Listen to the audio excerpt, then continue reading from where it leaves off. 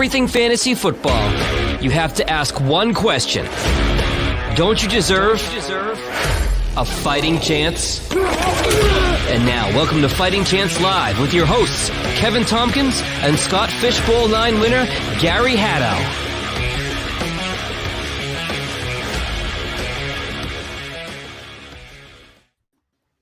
Good evening, everybody. This is Fighting Chance Live. You know us by now. I'm Kevin Tompkins of FightingChanceFantasy.com. And as always, my good friend, the Vivacious, as always, Gary Haddow. Gary, my friend, how are you? I see that microphone up in the corner there. Hey, I just noticed that too. I'm not doing too great. I've been sick. I actually had to go get tested for COVID yesterday. I am negative. So that's why we didn't pod yesterday. And I won't lie, I'm feeling pretty darn crappy right now. But I don't want to miss another week talking fantasy. So I'm excited to talk about it, get my head away from the bad feelings in my body. Yeah, let's do that. Let's get away from the bad stuff and on with the good stuff. And we got some news here. So cue the breaking news music.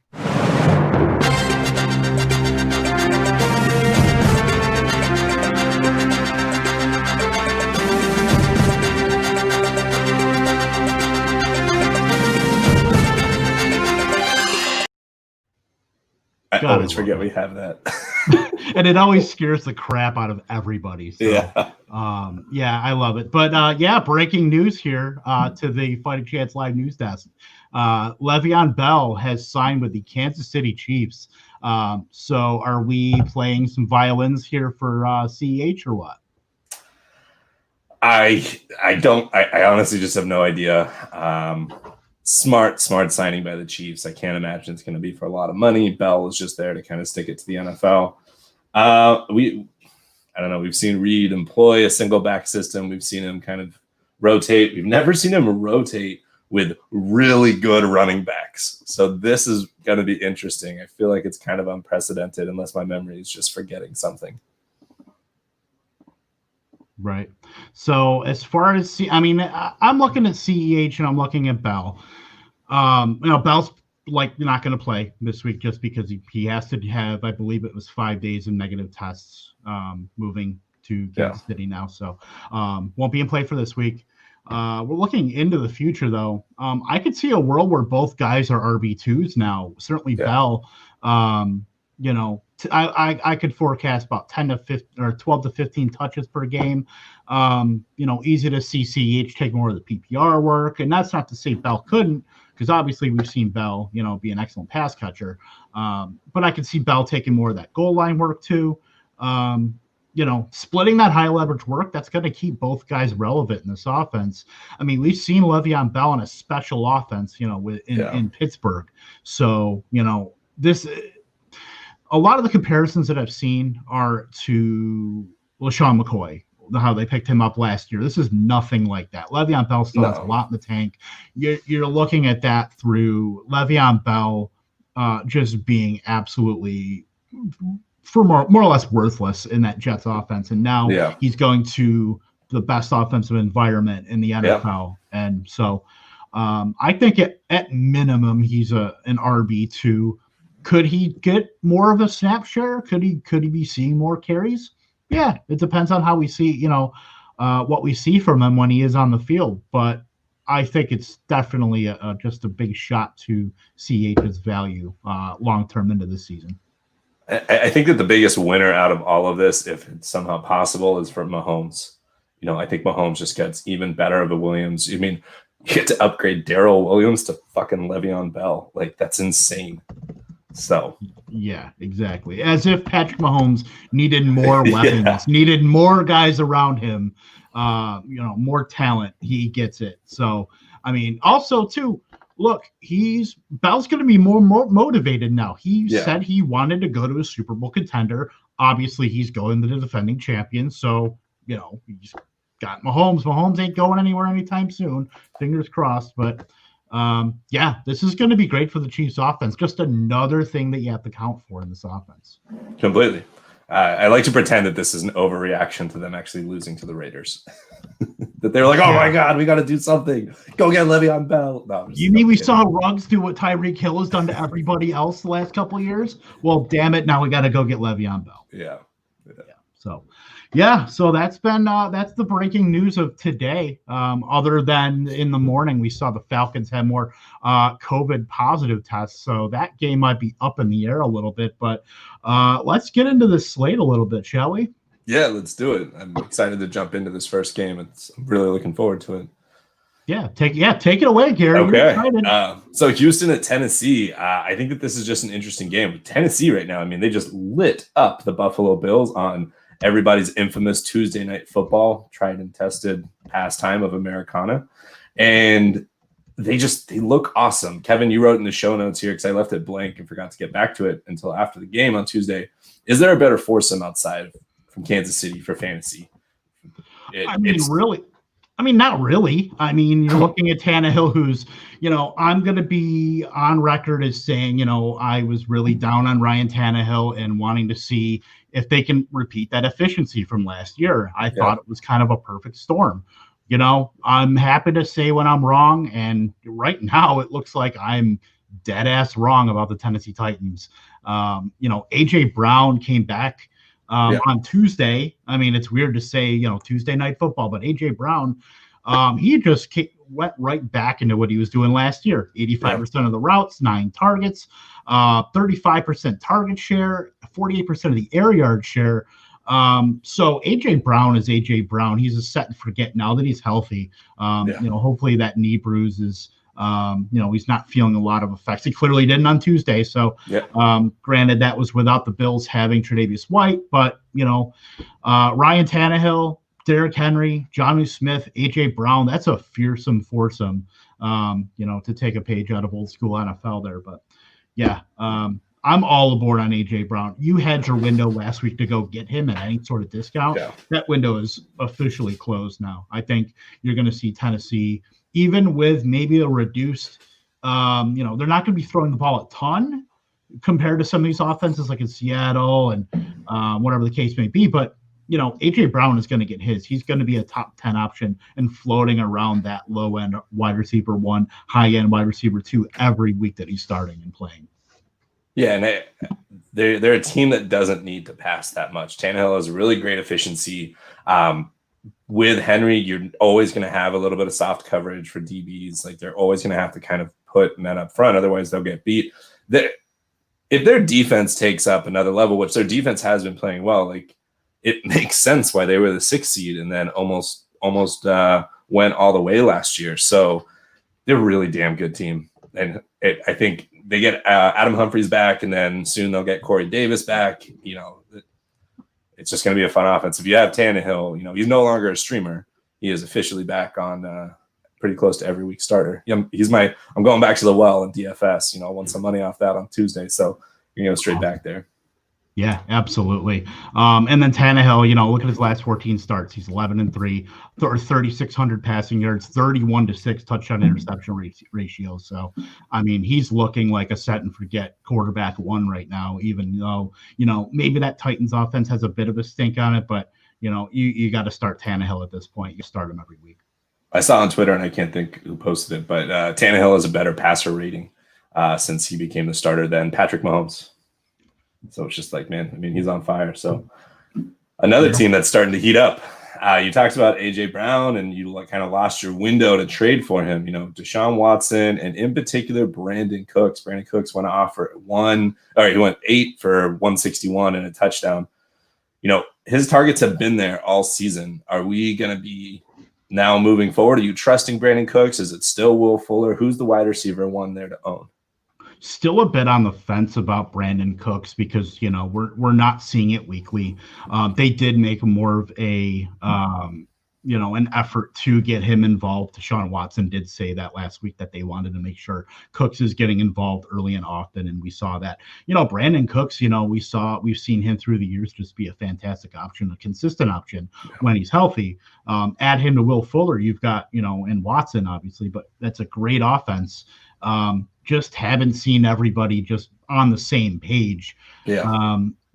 But it's a very exciting offense. That's an offense you want to certainly get your hands on. But, against Tennessee, maybe temper a little bit expectations, but I'm still on Will Fuller as a low-end wide receiver too. Bit hesitant to throw out Brandon Cooks there as anything more than a wide receiver 3. But, if you're going to chase those box scores, I mean, with, Raiders, Saints, Chargers, Seahawks all on buys, Cooks is certainly worth a spot, at least maybe a low-end wide receiver 3 or flex play. He has to be rostered solely for his snap count and for his target share. That alone, I mean, it hasn't connected like you said. So I think other than that, I mean, Watson, you're probably starting him. If you have Watson, you might not have somebody any better. Like you said, I would temper expectations. I'm shocked that the line is Tennessee by 3. I would have thought it would at least be like 4 or 5, but I don't bet a lot. So. Yeah, I mean, it's a pretty high line. So that, even with Tennessee having a solid defense, I've just, I'm not super into that game. I would look to take the under on that game. I'm just not sure about Tennessee. I think they're going to clamp down a bit on Houston this week, but it is a home game. They're back in Tennessee, so I would lean toward the under on that. But I think Tennessee wins by a good margin. All right, moving on. So next we got Baltimore at Philly. And, so I guess we'll just add these in as we go. So we got a total points of 47.5, and then the line is Baltimore by 7.5. Baltimore is just a weird offense right now. You kind of know who you're starting with Lamar, Mark Andrews, and probably Marquise. You might be starting Ingram if you have to in a lot of places. He's kind of my RB3-ish, kind of when I have a flex 2 spot. Is there anything else that you're looking out for there? If I'm looking at this offense, I'm looking at how this has kind of transformed a little bit to where Mark Andrews was the de facto, that number 1 guy, and Marquise Brown was that boom bust option, to now the way the air yards are shaking out in the target share. Marquise Brown is not really that boom bust guy anymore. He's fully entrenched in that offense and can be started on a weekly basis. Yeah. So he's going to see a bit of Darius Slay if he plays, because he did pop up with a concussion. So we'll see what happens. If he doesn't play, I mean, all systems go on Marquise Brown another week where he could just absolutely light up the scoreboard. So right now, the way it looks like, it's Marquise Brown is that number 1 option over Mark Andrews. And that's not to say Mark Andrews isn't awesome, because he is certainly. But I would lean toward him in that offense. And, I think Lamar, he's going to face some softer defenses coming up here. So I think now is a good time to kind of buy low on him. If you've got, if you need a quarterback, if you lost Dak Prescott, that's not a bad guy to target. Maybe owners are just a bit frustrated about Lamar Jackson if they drafted him in the 3rd round and aren't getting the production they were kind of envisioning from him.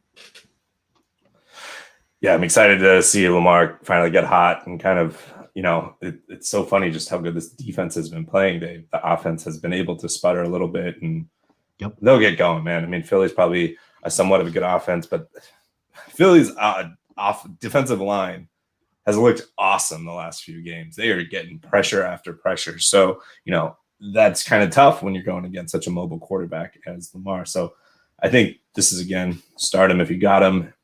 So switching to then the other side, Philadelphia, what the hell are we doing here? Everybody seems to have just disappeared except for the unknowns. Yeah, like Travis Fulgham, who came out of pretty much practice squad obscurity, and now Fulgham's a stud, man. They committed to him as that X receiver.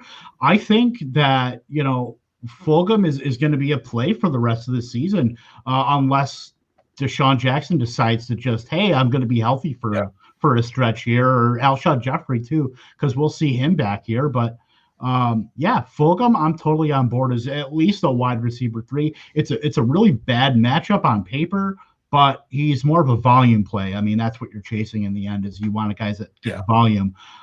So even though it's a bad matchup, I'm still on him.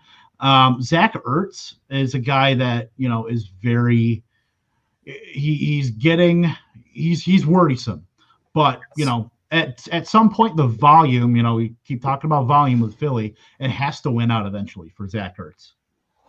Yeah, and I think an important thing I even put in here, where's Dallas Goedert? And then I remembered that he's on IR and he'll be back. If he is available in your league and you're struggling at tight end, figure out a way to just roster 2 tight ends for the time being. He should be back in the next week or two. So and he was on fire to start off the season. Something's off with Zach Ertz. I think the writing's on the wall. They're not going to re-sign him, and it's going to be Dallas Goedert moving forward next year. Obviously, if you need a spot start, Greg Ward's kind of the other person there. Alshon, if he's available and you happen to have a roster spot, might as well see what happens. But right now, it's pretty much, to me, it's the Miles Sanders show, and then other guys you're taking probably DFS shots or very deep leagues. Yep, for sure. Miles, you can't sit him even in this matchup. But God, Miles last week, like what? Yeah. That was crazy. Yeah, absolutely. So, the Baltimore is favored, so you could see a little bit more out of the backfield, and obviously Boston Scott's not too big of a factor. But yeah, it's pretty condensed as far as guys you're gonna even consider for Philadelphia. So, Miles Sanders, Ertz, Fulgham. You're not starting Carson Wentz. I mean, certainly shouldn't be. This Philly team is just in transition right now, really just looking for anybody to step up.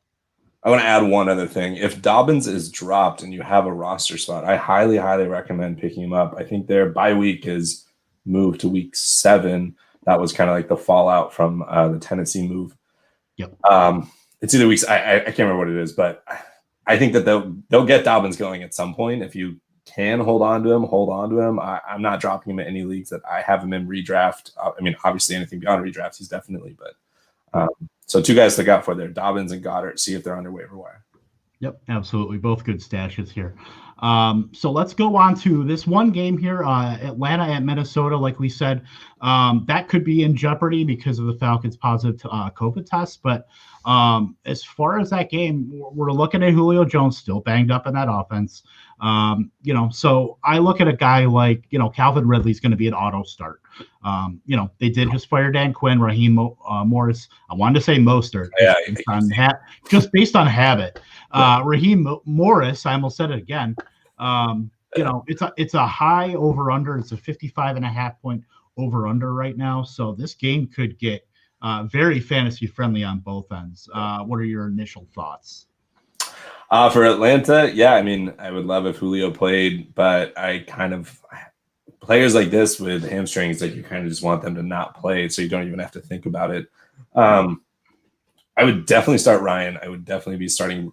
Gurley's gotten into a little bit of a groove, so I'd be starting him, and then Ridley. If you need to play Gage, you need to play Gage. If you need to play Hurst, you need to play Hurst. But at this point, Hurst is kind of just that giant tier from like tight end 7 beyond, where you just hope that things work out. My excitement comes from the other side of the field, and that's going to be with Minnesota. And I do want to actually touch on one more thing too. If Julio does sit, Olamide Zaccheaus, he didn't have a great game, but he is seeing 97% of the snaps. So that's a guy that you can plug in still. Probably was dropped after the dud he pulled up last week. You can just pick him up if you're really hurting at wide receiver. That's a guy. If they play this game too, that's another factor. Yeah. But he's a full-time player if Julio sits, so that's somebody to keep in mind too. And I think a bit of the Russell Gage train has sailed over these last couple weeks here. But yeah, let's talk about Minnesota because let's talk about my RB2, by the way, for the week, and that's Alexander Mattison. You need to clarify. You were saying your overall RB2 on the week. Yeah, not the RB2. Or not just an RB2, the RB2. I have him just behind Zeke Elliott. We know Gary Kubiak offense, running backs just are an absolute and smash play. I'd say he's a lock for 20 touches in this game. The Falcons have allowed the 3rd most points per drive in the NFL. 4 of 5 teams have scored 30 points on the Falcons. They haven't held any opposing team under 80 rushing yards this season. And then the one kind of thorn maybe in Madison that people are thinking of would be Mike Boone. I'm not worried about Mike Boone. When Dalvin Cook left that game, Boone only got 5 snaps, so not worried about Alex Madison. If he's healthy, he's going to be just a runaway train. I like him to just absolutely smashed this week against an Atlanta team that's maybe trying to get its bearings after, the shakeup at the top with not only firing Dan Quinn, but Thomas Dimitrov, the GM, too. And Dimitrov, that was a big surprise. He's kind of a legend. He's good. He's just solid. I was surprised they got rid of him, but it kind of makes sense. You don't want to ruffle feathers trying to bring people in. And we were having a debate in the Fighting Chance Fantasy Twitter group of just, the most desirable coaching spots for next year. And Texas and Atlanta have got to be tied up there for the top two. It would be really fun to go in there. But back to the Vikings, and this to me is going to be, so I'm going to put in two DFS lineups. One's going to be Tennessee heavy and one's going to be Minnesota heavy. Cousins, Thielen, Jefferson, and Madison. I just think that all four of them, you can't sit at least Madison, Thielen, or Jefferson. Cousins you might because you have someone better, but Cousins has shown up pretty well the last few weeks. I think that this is going to be one of those where he just puts up another great game. It's going to be at home. It's in the dome, all that stuff. It's going to be fun to watch.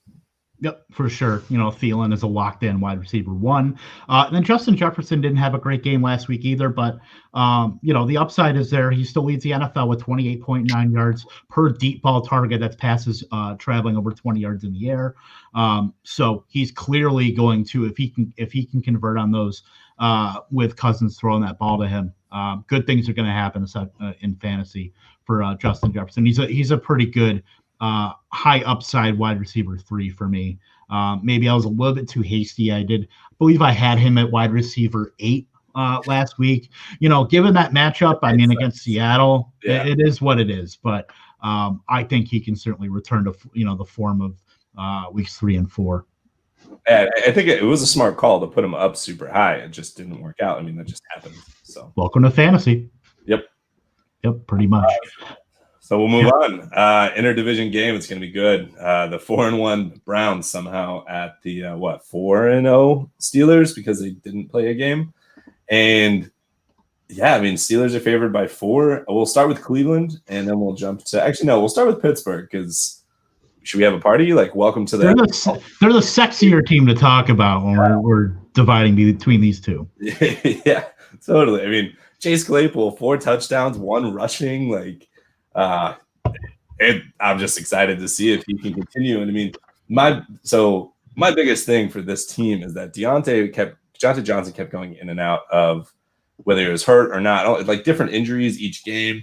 Juju's kind of been there, but he hasn't been anything like he was before. And they really needed someone to step up. And with Chase Claypool there, if Deontay stays healthy, that is one hell of a 1-2-3 combo for Big Ben. And I think Big Ben for the rest of the season, I'm a huge fan of. But let's just see what Chase Claypool can do. What did you think? Claypool, let's not expect 4 touchdowns every week. I just want to know somebody's posted on Twitter a picture of his thighs yet. I think that's going to be the real mover in this. But no, the Steelers offense, it's not what we're used to with, Antonio Brown and Juju and all these guys. It's still going to be a pretty solidly high volume passing offense. But I think all 3 of those guys are going to get mixed in, and it's going to be hard to start Claypool. You're Deontay Johnson, if he's not healthy, I think Claypool's at least a low-end wide receiver 2. Yeah. But, Deontay mixed in. He's looked fantastic. Juju Smith-Schuster hasn't looked great, but I think this matchup in particular, because the Browns have not allowed or have not been great against the slot. Yeah. If Juju's going to be in the slot, look, they allowed CeeDee Lamb to go 5 for 79 and 2 touchdowns. Tyler Boyd, 7 for 72 and a touchdown. And even Willie Snead, 4 for 64 and a touchdown. So they are very susceptible to the slot. So if there's a week to start Juju Smith-Schuster, it's this week. Yeah, definitely. I'm looking forward to it. And I think Connor is pretty close to a set it and forget it. You're not expecting him to be an RB1, but he is a high-end RB2, and you just don't really have to think about him. That's my view. Yeah, I'm fully with you there as far as Connor. If he's healthy, he's started. That's pretty much all there is to it. So now talking about Cleveland, the reason I'm excited for this game is because this is going to be a really big, shut up or nut up, whatever, I said it wrong. But for Cleveland, if they win this game, that's crazy. You could be seeing that number 2 spot in that division kind of be up in the air. Cleveland's just been playing really well offensively. I mean, they look like the best rushing team in the NFL right now. And so along those lines, you're starting Hunt. Odell just left practice today. They say it's precaution. They're waiting on a COVID test. I haven't seen the results, and normally they should be back by now. But so we'll put him kind of on hold. But if he plays, I think you're probably starting him. Yeah. Landry, though, is banged up. He just continues to be banged up almost weekly, and so that's a little nerve-wracking. So that begs the question. You're obviously starting Hunt. Would you start Baker against this defense? Against this defense, likely I have a better option, so I would say no. I will go back to as far as OBJ and Landry.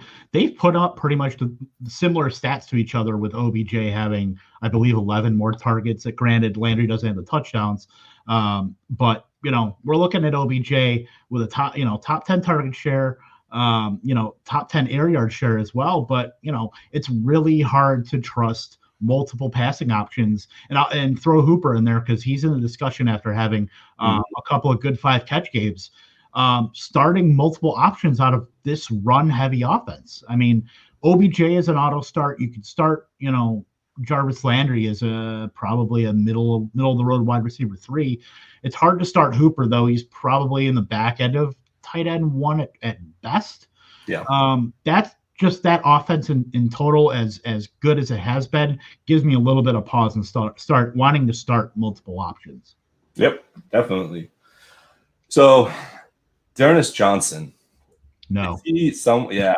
I'm sad about it. I won't lie. I had a really bad fantasy year, and I actually picked up him over Justin Jackson, thinking that one would be on a run-heavy team, and the other one was Josh Kelly was still going to be the guy and all that stuff. So I'm kicking myself for that. But we'll see what happens. So, D'Ernest Johnson, I wouldn't drop him yet. He's a handcuff. Yeah, exactly. Maybe if you can get 10 to 12 touches out of him in a game, then you'll be happy if you had to flex him. Yeah, I mean, I didn't put any claims for him in any leagues. I saw what he was going for, like out of like 100 budgets, I was seeing him go for like $80. And I'm like, I am not touching that at all. Like it's crazy. I understand with the Stefanski offense and wanting to get that second running back, but that was just way too rich and I think way too reactionary. Seeing after Chubb went down. Definitely, completely agree. Why don't you take us into Cincy and Indianapolis? Yeah, Cincinnati and Indianapolis. It's a pretty low point total for the over/under 46.5, but Indianapolis is over a touchdown favorite, 8-point favorite. So going to the Colts here. I mean, you can't trust anybody in this passing offense, but that's not if the Colts are going to win, that's not how they're going to do it. They are going to do it behind that awesome offensive line and Jonathan Taylor, who we haven't seen that big game other than the week after Marlon Mack got hurt in week 2. Yeah. So, I mean, if like I keep saying, if there's a week to start X player, it's this week. Jonathan Taylor fits that bill here in this game. Yeah. I want to know when Rivers is going to start involving his tight ends more. Like now that Jack Doyle is back, he just decided to stop targeting the tight ends with Wally Cox and Jack Doyle, and it's frustrating. Trey Burton now too. Trey Burton's getting those snaps. It's really a tight end wasteland right now. At least they've got 3 options that are just kind of out there, and it's you can't start one because you can't choose one. I mean, if this were Madden, it's all Mo Alley Cox all day long because of the physical profile. But Trey Burton has pretty much asserted himself, and Jack Doyle is just dust right now. I have to think that going into this offseason, assuming that they continue on the trajectory that they're on, that they're going to bring in a high-end younger quarterback if they can, or get something, because Rivers just hasn't been that great. There's already been talks about whether or not they're going to, are they going to bench him? They've said no. It'll be week by week, all that stuff. So it's frustrating, but hey, we'll see what happens. I'm just want to say one thing. This is be a great landing spot. He's used to playing indoors. Trey Lance. That's it. I'll say. I'm going to say Trey Lance to every damn team by the time next year's draft rolls around. We'll have to look at that and see. You know, it all depends on where they're actually in the first round and how high Trey Lance goes. So we'll see. But yeah, as far as Cincinnati, though, I mean, we're seeing T. Higgins pretty much usurp AJ Green at this point. So AJ Green is you can't really start him with any sort of certainty. He's questionable on multiple fronts, not just in your fantasy lineup, but on the injury report as well, because he did pop up with a hamstring. So, T. Higgins is 17th in the NFL in air yards. Yep. Tyler Boyd is just a rock solid wide receiver too for Burrow. Burrow took his lumps last week against Baltimore. That was a tough game, but brighter days are ahead for Joe Burrow. He's still a fringe quarterback one. I don't know if I would start him here, but if you didn't have the greatest of options or bye weeks, I don't hate the start. He's got the upside to at least pull 250 and 2 touchdowns at the very least. I completely agree. I would not be starting him at all this week, but after this, his schedule doesn't get too much better for the next couple of games. Browns, Titans, Steelers. Then he gets Washington, Giants, Dolphins, Cowboys. So there's going to be some few games in there where definitely you're going to be able to start him and whatnot. So I think in a redraft, you're probably at this point, playing a quarterback roulette or a carousel if you have Burrow anyway. So, but his future looks really, really, really good for dynasty and all that stuff. Absolutely agree. So let's go on to our next game here. This is a game we've talked about a little bit here in our group chats, and one I'm pretty high on here as far as points scored. The Lions at the Jaguars. So as far as this game goes, we're looking at Detroit. One thing that actually stood out to me is Adrian Peterson did not practice today with it was an illness. It wasn't anything that was really talked about as far as what the illness is, but this could be a spot where we see DeAndre Swift kind of blow the door open, and maybe he takes that job and runs away with it. I mean, if there was any sort of crack in the door for somebody to just bust through, it's DeAndre Swift to kind of assert himself. Yeah, it's the Detroit running game, but are they really going to go with dusty Adrian Peterson the entire season here? I mean, you got to see what you've got in DeAndre Swift. He has flashed in the passing game, but we haven't seen him much on the ground. Yeah, I think everybody's hoping for that to happen. I think anybody that's even starting AP is only doing that out of necessity. They're just getting their 70 yards. I don't even know. Does he have a touchdown? I think he has one touchdown. With this offense, the one thing, and I'm a big believer in post-bye teams, I want to see what they do, what changes they're able to make. Maybe Matt Patricia is not really anything to, one to do stuff like that, but that brings me to Marvin Jones. You're not starting Marvin Jones, but definitely he needs to be on everybody's watch list, because if he comes out and has a good game, we could be seeing, all right, they figured out something and they're back there, because it was a weird beginning of the season with Golladay out. Marvin was the number one. Maybe that shook him. Who knows? And right. I'm excited to see. And of course, Hawk is always going to be a back end tight end, probably in that like 6 to 8 range. And you're just kind of hoping for him to pop that week. Yep. And then I will say about Kenny Golladay too being back. That's really put a spark in this passing game for Detroit versus week 1, where they had a 9.3 average depth of target, up to week 4 before their bye at 13.3 yards. So they're starting to open it up more. We know Matthew Stafford had the highest data last year before he got hurt. So that is something to look to with Kenny Golladay, Marvin Jones, opening stuff. Oh, that can open stuff up for the run game too. I will say this: if Adrian Peterson doesn't play, I am putting DeAndre Swift in my top 24 running back. Hell yeah. Agreed. 100%. Transparency. So with Jacksonville, yeah, I have no idea what the hell to do with them. You and Steve Rappin were talking about kind of Stafford versus Minshew earlier in the week, and DJ Chark is banged up. I don't know if he has practiced yet. I'm a little nervous about that. We know James Robinson is always going to be there. So is this going to be a Minshew week, or is this offense just going to run through Robinson like it has kind of in their other matchups? Excuse me. DJ Chark has not practiced. He's still sidelined.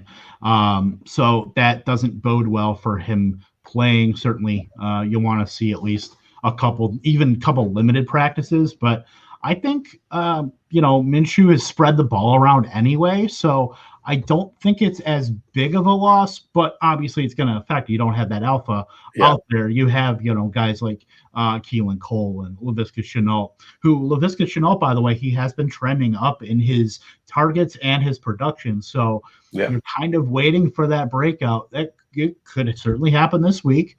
Against the Lions, they haven't been great. If, we look at guys that are going to play in the slot too, Desmond Trufant for the Lions has been just absolutely atrocious per PFF. So, I think Shenault, if Chark doesn't play, I think he's an upside wide receiver too. Keelan Cole is playable as a flex with bye weeks. Otherwise, it's hard to trust. Even Eifert, I don't really think he's going to get in many lineups. I don't think he should be in any lineups. It's too hard to kind of project that. But I still think Minshew spreads it around and has at least a solid enough day. I'm going to be taking Stafford over Minshew. Just those are my 2 cents. I just trust the pieces that Stafford has, and I trust what Stafford has shown as over a decade compared to Minshew in his 15 months. Yeah, I agree. I mean, if Chark doesn't play, I would pivot. Certainly if you're looking at stacking options in like DFS, I would certainly pivot toward Detroit in that matchup. It's a 54-point over/under, so I think that's going to be a pretty solidly high-scoring game. Probably could be one of the highest, scoring games of the week, certainly. So not much defense will be played. No, not at all.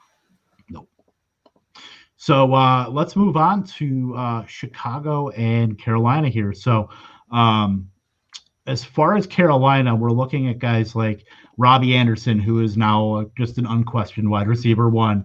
DJ Moore had that 57-yard touchdown where he looked just absolutely fantastic slicing through defense there. So Mike Davis is an auto start as long as he's playing. That system running back in Carolina will certainly be fruitful for fantasy.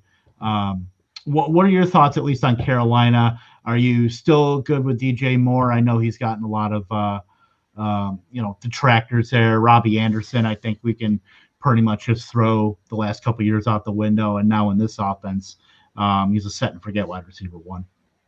Yeah, I actually just agree with all three of those guys. Robbie, DJ, and Mike are going to be in your lineups probably regardless. DJ Moore's hard to sit even against a good Bears defense. Yep. I think I'm sitting Teddy, probably not starting him. Last week a lot of people were playing him, but that was because they were playing against Atlanta. Against the Bears, we saw what the Bears just did to Brady. I will say that Teddy and just that offense and just that team, and they're building something that looks pretty exciting. That within the next couple of years, especially when you think what's going to happen to Drew Brees, and he's going to be gone. Maybe the Jameis Winston-led Saints. The Brady is eventually going to be gone if he ever goes. But they're building towards something, and I think that those are the teams that are fun to watch because the coaches let them play and let them let's just see what our guys can do. Mistakes will happen, but we're not going to bench you for them. We're going to see what we can get out of it. So here we are, 3-2, and we'll see. They feel like Carolina feels like the exact opposite of Chicago. Like Chicago is a strong defense, but their offense is really confusing and just centered around really just Allen Robinson. I get that David Montgomery is there and he's okay for fantasy. I'm not the biggest fan of him in real life at this point. And I mean, they already had to go through a quarterback, and who do they have? They have bit players behind Allen Robinson and David Montgomery. So is there anyone that really intrigues you besides Robinson? Because obviously we know that he's pretty much an auto start. Well, I'm still in on Mooney too. I mean, just keep in mind, he was just an absolutely abysmal Nick Foles throwaway from us talking about him as a wide receiver 3 option. I mean, if he had gone for a touchdown as a 50-yard touchdown, I mean, he's easily in the conversation of guys that, could be trending up, but, didn't complete it. So now we're really not talking about him, but he's still playing over Anthony Miller. He's getting, I believe, 65% of the snaps. Mooney is ahead of Miller, who's getting 41. I think with, injuries and buys, I think he's a decent flex option against Carolina who can be thrown on. Allen Robinson is a as set and forget as it gets. Even with Nick Foles there, they've, are just going to absolutely funnel everything in the passing game to him. What's that? 16 targets. Like, what? Yeah. That's crazy. That's like DeAndre Hopkins numbers. I mean, that's like Travis Fulgham numbers, man. That was quality. That was a good one. Fulgham, I hardly know him, but I had to throw that in. That we're here for the dad jokes too, but yeah. I mean, Allen Robinson. What more can you say? Drinking hot tea, man. That would have been bad to spit, especially on my mom. Yeah, I would say. So let's move on to something a little more. Well, I shouldn't say it's palate cleansing because it's definitely not. The Washington football team at the New York Giants, what you call the dumpster fire of the week. Yep. And certainly, yeah.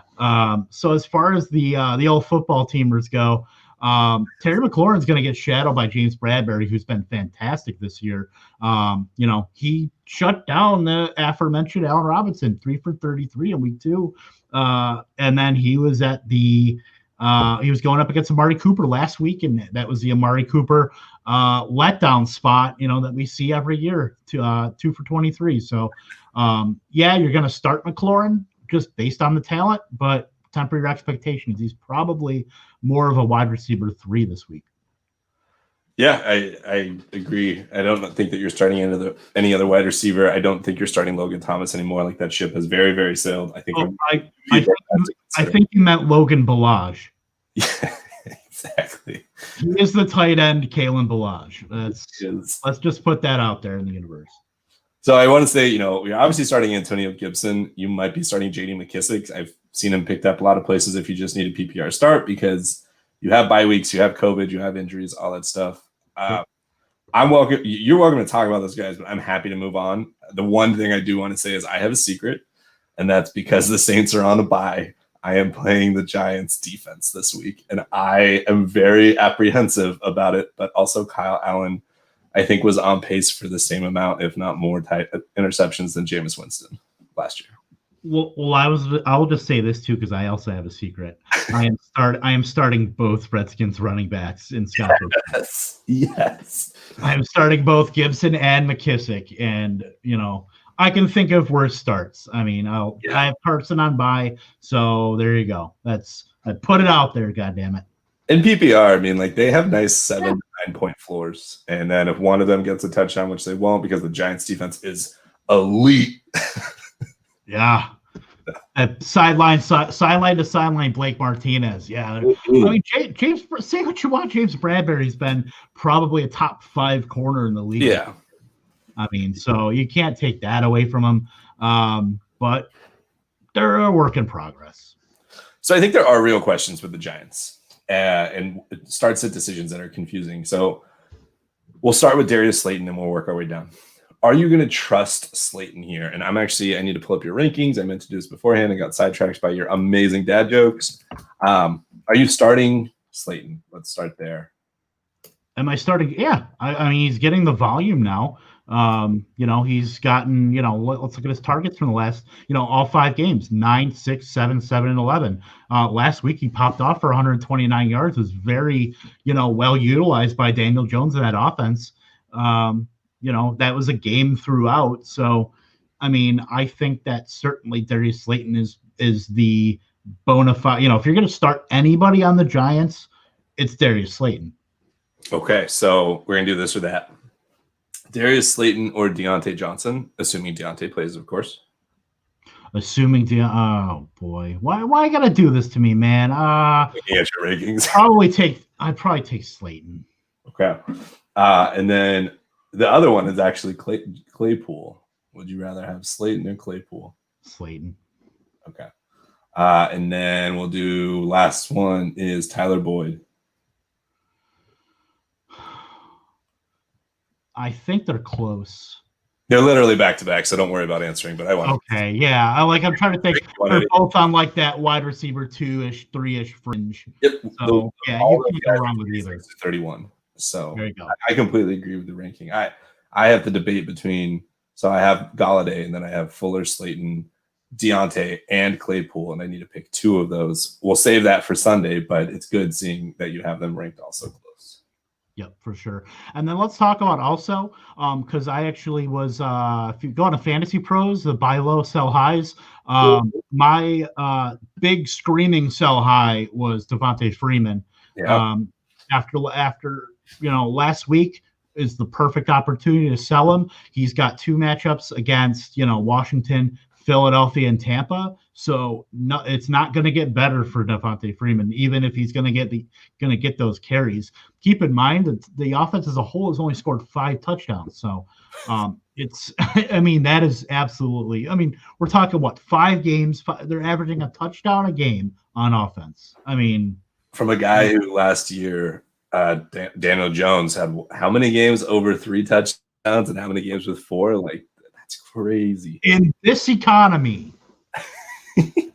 Give New York something to root for.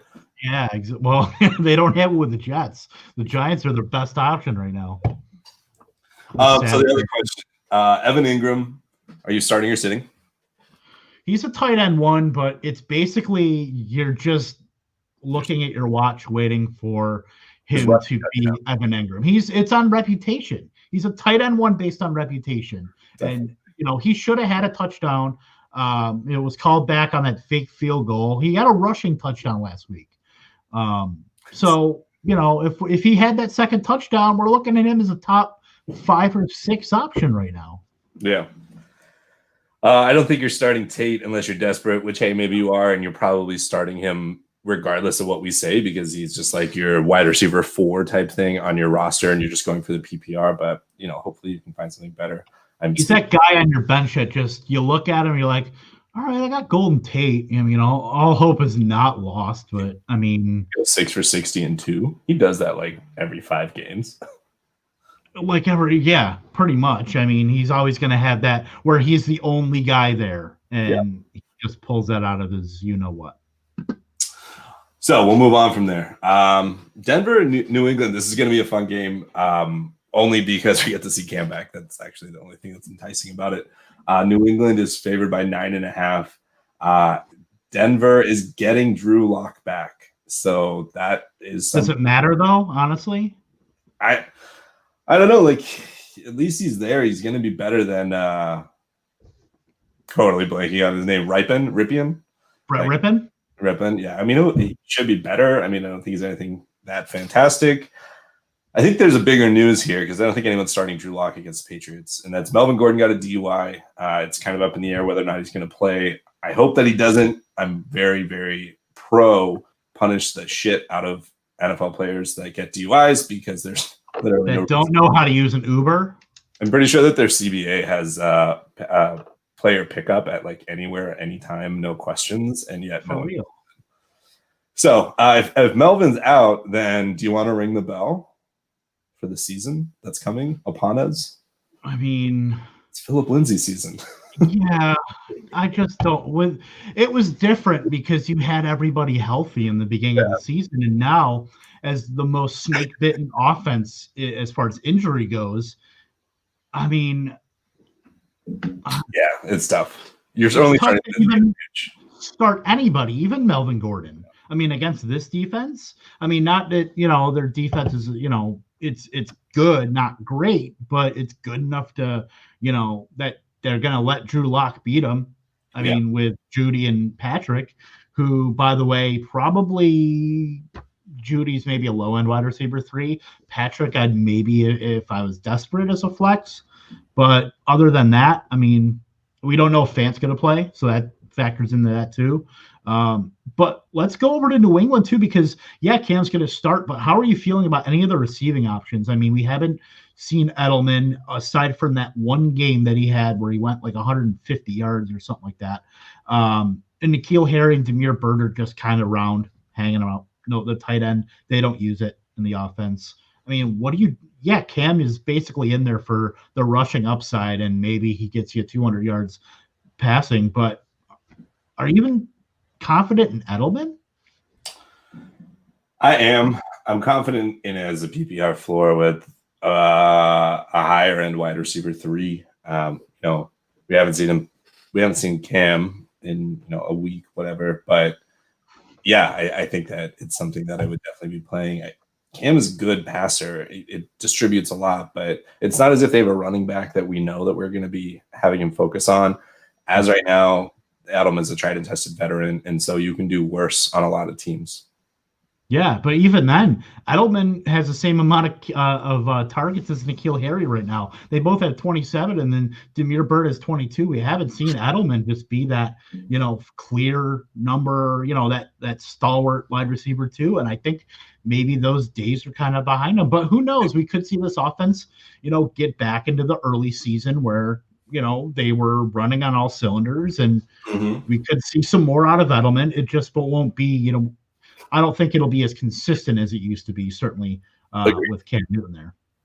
Completely agreed. And I think Cam, you're starting him if you got him, just for his running base alone. I mean, he's a top 7 QB?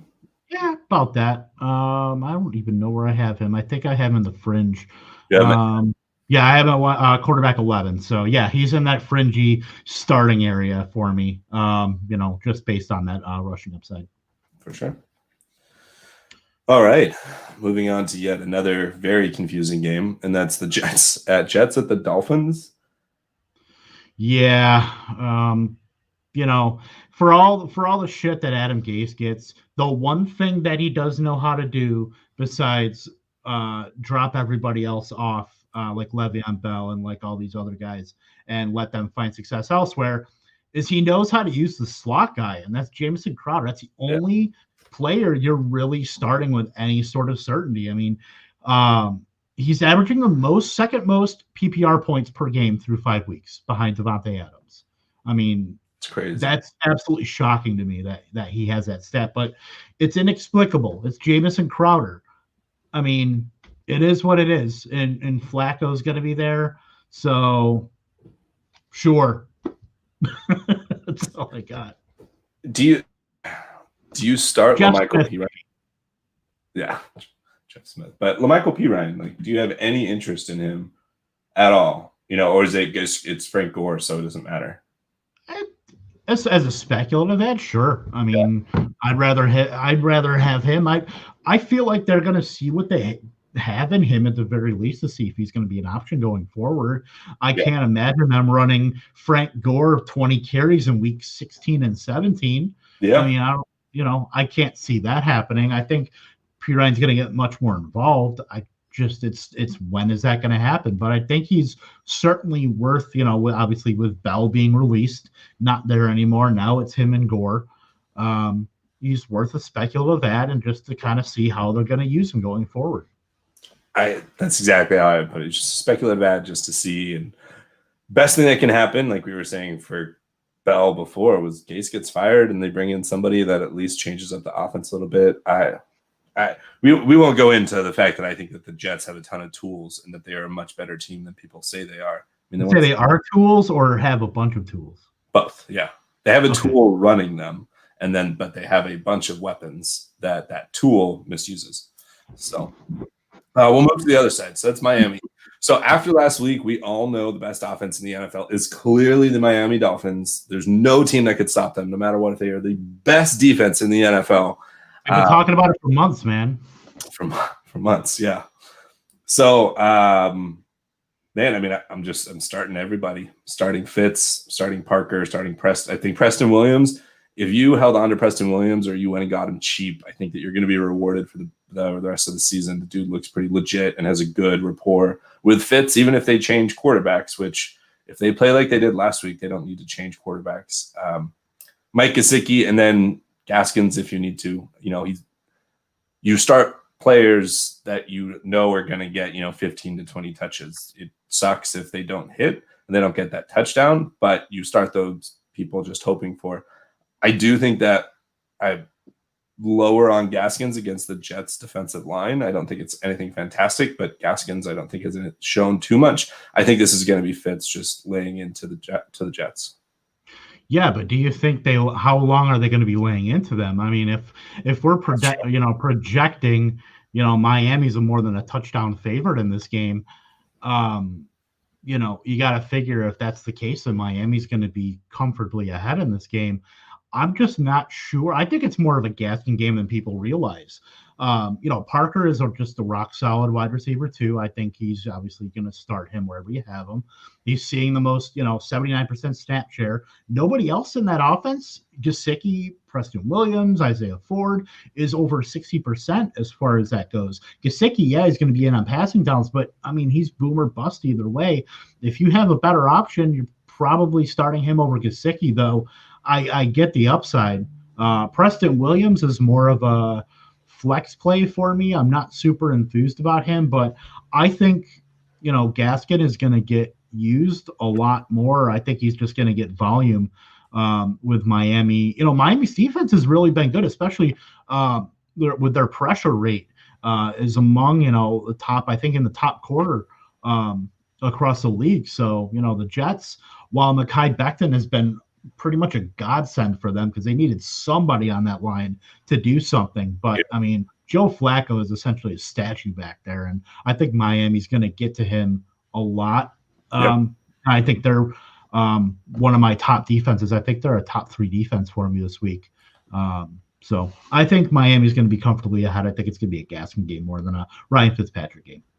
I will say that last week they were up 30-7 at half against some unknown team, and oh, you don't want to talk about that one? Nope. And they still scored another 13 points after the half. I don't know if they're going to go up 30 at the half. Was that the one from the Bay Area? Yeah, I think they were playing the Oakland Raiders. No, but I don't know if they're going to go up 30. Like obviously in their first, I think 2 drives, they got 2 touchdowns out the gate. They picked on a rookie, not rookie, but a guy who had been signed off the street pretty much the day before, I believe, and he was starting at cornerback for the Niners. So the Jets shouldn't be that susceptible at one position. So we'll see. I think that Fitz is worth starting. I'm starting Fitz over Minshew and Scott Fishbowl, and so maybe I'm just trying to be optimistic, but we'll see. Yeah, absolutely. So let's get to the real game of the week here. I mean, Green Bay, the Battle of the Bays, the Bay of Pigs, Green Bay and Tampa Bay. 54-point over-under here. Green Bay is favored. Tampa's a home dog here, but I like it. Very surprised that, the line is closer than it was, considering Green Bay's been, arguably the best offense as far as production in the league. Yeah. And now they're getting Davante Adams back. I mean, damn, that's all I'm going to say. I mean, Davante Adams is just going to eat Carlton Davis's lunch. It's going to be amazing. I'm excited to see it happen. Big Bob? Yeah, Big Bob's where it's at. Aaron Jones and then Robert Tonyan. You're starting Jones. That's not a question. I think Robert Tonyan is definitely, he's a top 8 tight end. I have no problem starting him. I'm not expecting 3 touchdowns. It's not going to be Chase Claypool again. But I think that he's going to be getting a high enough target floor, even with Adams back. Adams back could, definitely even help him just get a little bit more targets because obviously MVS isn't anything special and refuses to be. So, right, exactly.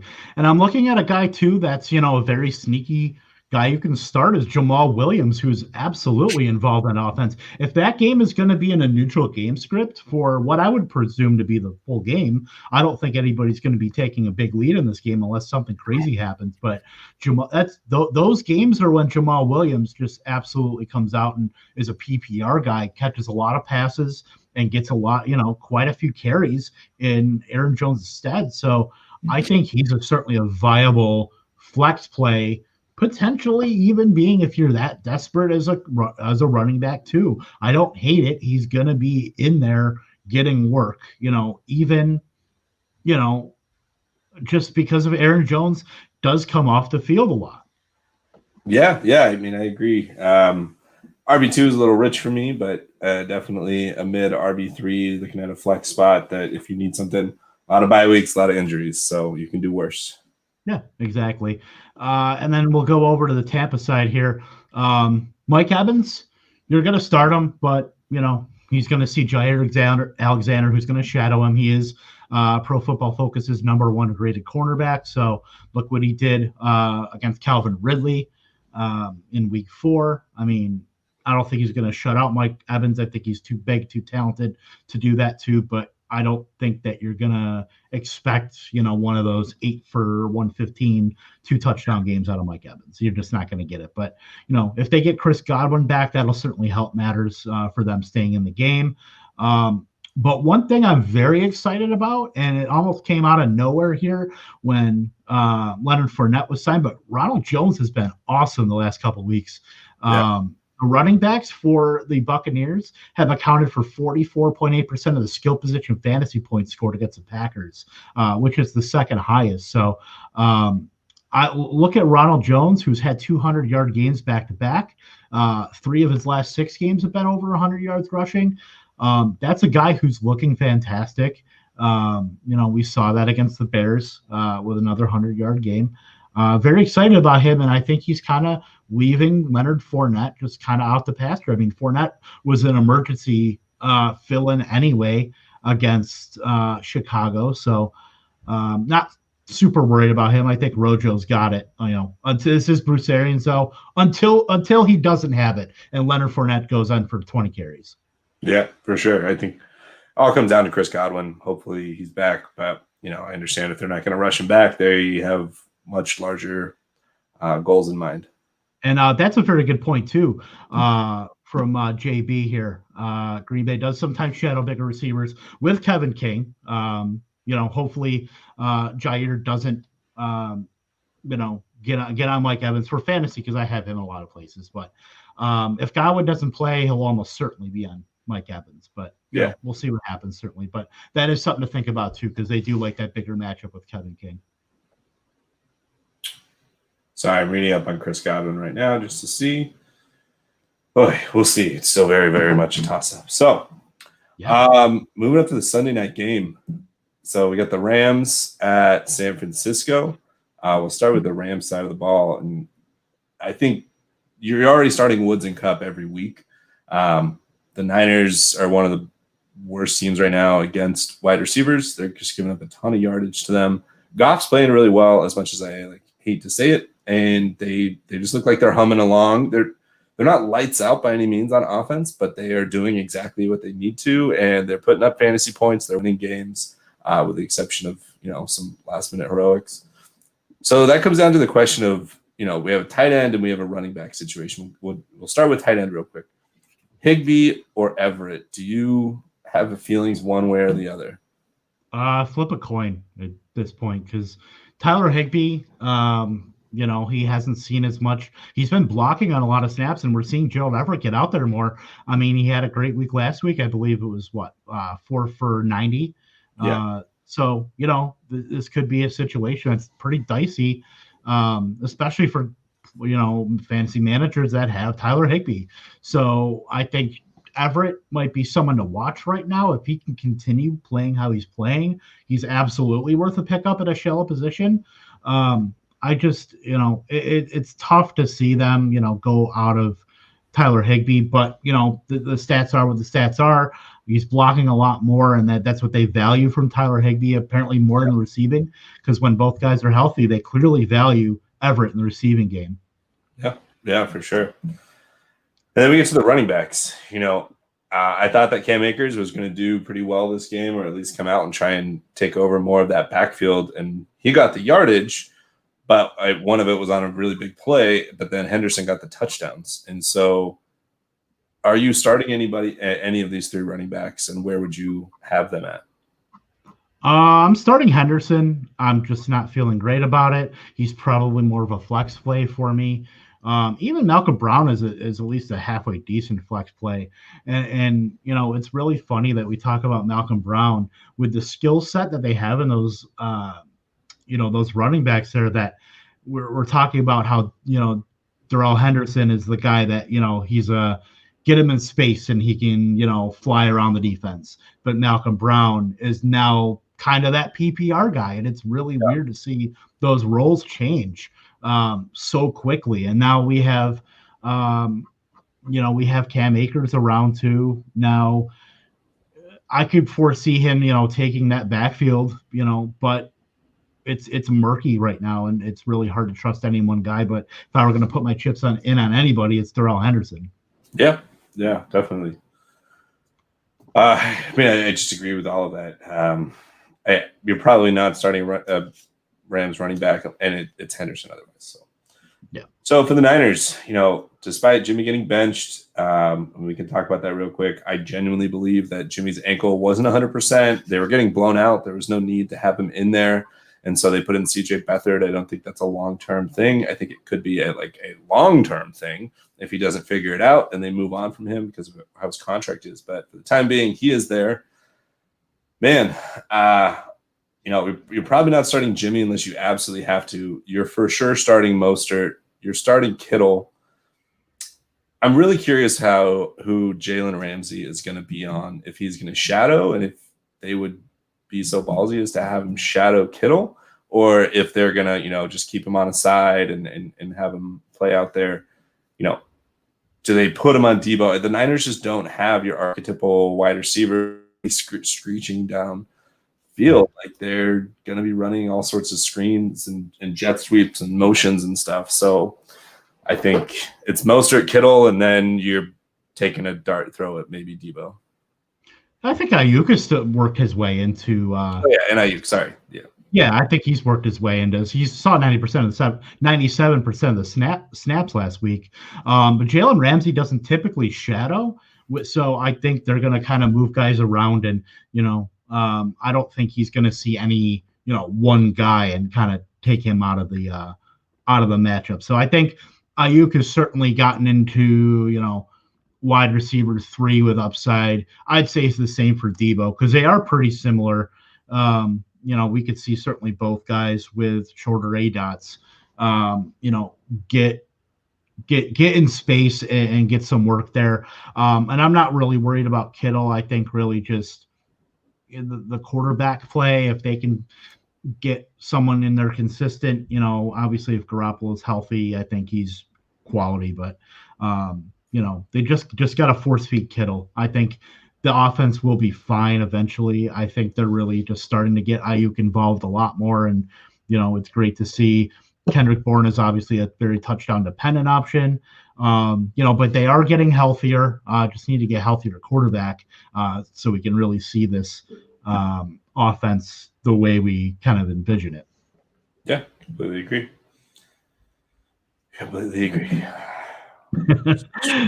Yeah, I hear you, man. Well, you'll get there. Trust me. I mean, we all can't be the Packers, so. Hey, I can say that until the playoffs when Mostert runs for another 200.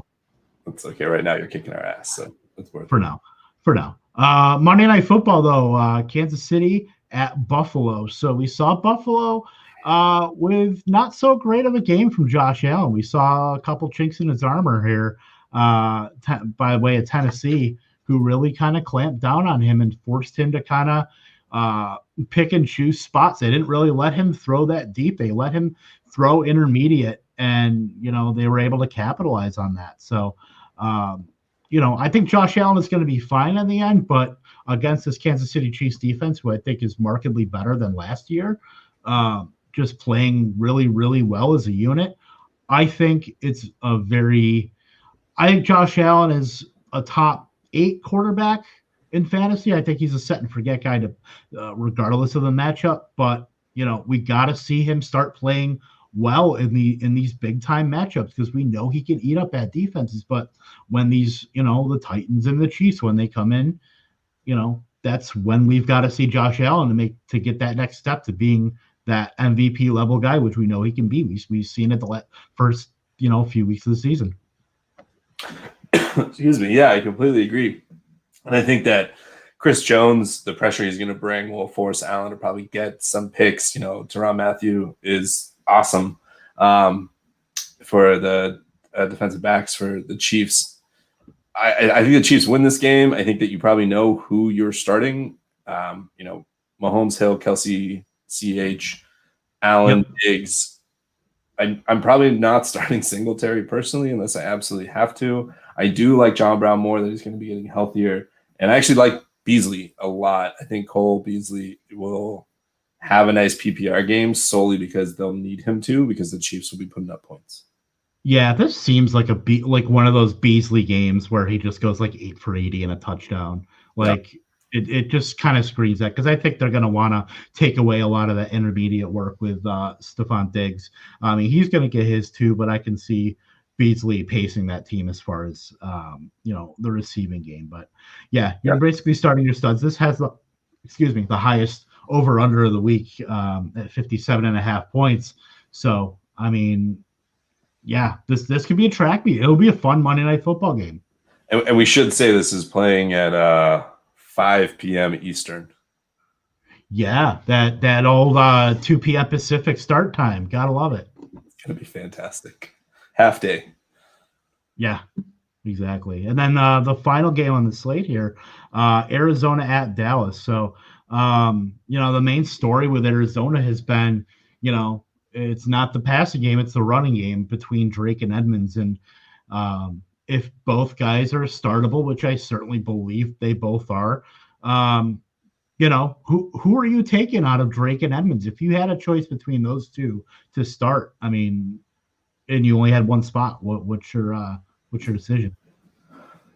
I have to start Drake just because he's getting more touches, but everything to me is saying that this is going to be a back half of the season where Edmonds becomes more of the prominent person. If there is a window still open to be able to go and get Edmonds, you should try and get him, because I think that he's going to be their starter next year. I think they'll let Drake walk. He's on a 1-year contract and just kind of go from there.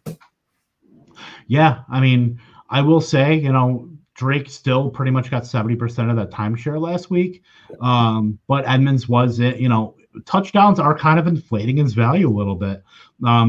Chase Edmonds has scored a touchdown every 12th touch. It's third most frequent per touch number in the league. So, maybe that's buoying him a little bit, but, I want to see some yards. I want to see a little bit more out of him before I'm feeling good of him, as a start. But, the writing is kind of on the wall for Kenyon Drake. But, other than that running game, I think, all, full speed ahead with your Kyler and your Hopkins, potentially Kirk, but not feeling super great about it. Yeah. I mean, it's a good matchup if you're going to take a shot somewhere. Dallas defense we've just seen is pretty garbage right now. So Kirk, or if you want to take an obscene dart throw at Isabella, but probably just Kirk is as far as you're willing to go. That is obscene. I agree. Yeah. Speaking of Dallas, I mean, so now for anybody that hasn't heard, I don't know why you're watching this podcast if you haven't heard, Dak Prescott, broke his ankle. He's already had surgery. We'll go from there. We'll move on from that to Andy Dalton is now coming in, and it's not as if Andy Dalton is chopped liver. Yeah, he's quality. He's better than Joe Flacco probably right now. So it'll be interesting to see. I think Dalton, you're probably not starting him. You're probably in a pinch if you lost Dak and you're able to get him. But how much does this lower the Cowboys wide receiving trio and also Dalton Schultz? I mean, it's tough because, we saw Dak Prescott support so many receiving options. And now, obviously, it goes down to Andy Dalton, which is, a clear downgrade. But I think he's competent enough to at least being able to support two, depending on the matchup, 3 of those options. So I don't know about Gallup. I mean, Cooper is certainly fine. He was on my buy low.